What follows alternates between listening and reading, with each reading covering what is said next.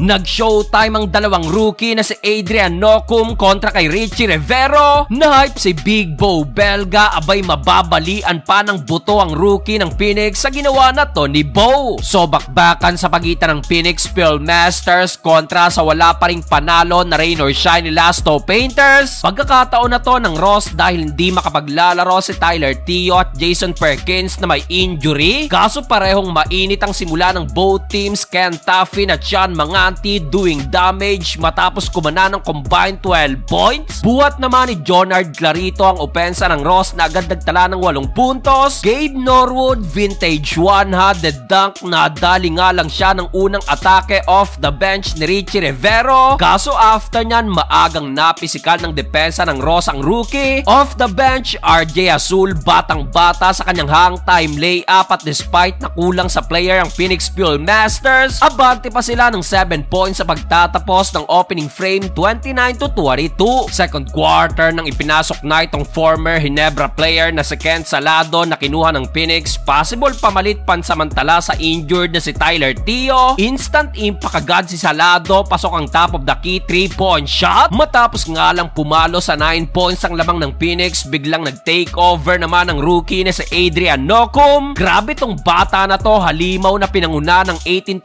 run ng rain or shine. 13 points dyan galing sa kanya, panis pa si Richie Rivero sa kanyang end one transition layup. Nabasag na lang ang run na yan dahil sa wing 3-pointer ni Richie Rivero, pero abante na ang Ross ng 6 points, 47-41 halftime. Start of the third quarter, hindi pa pala tapos ang massive run ng koponan ni Coach Sheng Giao. Abay dito, kumana pa sila ng another 9-0 run sa panguna ni Big Bo Belga at pumalo na ang lamang ng rain or shine sa double digit. Naputol na lang yan dahil sa back-to-back 3-pointer ni RR Garcia at Ken Taffin. Kaso Belga again sumagot ulit ng 7 straight points. Unstoppable si Big Bo na meron ng 19 points at 8 rebounds. May pabaril-baril at pa-flex pa si Belga at after nyan si Nocum naman ang nakipagsagutan ng punto sa Phoenix Philmasters. A total of 25 points na ang super rookie at natapos ang third period, tangan pa rin nilang double-digit lead 78-66. Fourth and final quarter, dito nakabawi ng run ng Phoenix na pa-takeover naman ang kanilang rookie na si Richie Rivero na meron ng 16 points. Showtime si Richie, gandang pihit sa kanyang layup na to, pero after nyan Adrian Nocum naman sumagot ng another top of the key 3-pointer, pero nagawang maibaba pa ng Phoenix ang lamang sa 6 dahil sa tres na to ni JJ Alejandro. Kaso binura lang din niya ng back-to-back 3-pointer ng rain or shine, halos mabalian pa ang rookie ng madaganan ni Big Bo Belga. Sa uli, nahirapan na ring makabalik pa ang Phoenix at finally nakuha na rin ng Ross ang kanilang unang panalo sa likod ng 28 points ni Adrian Nocum.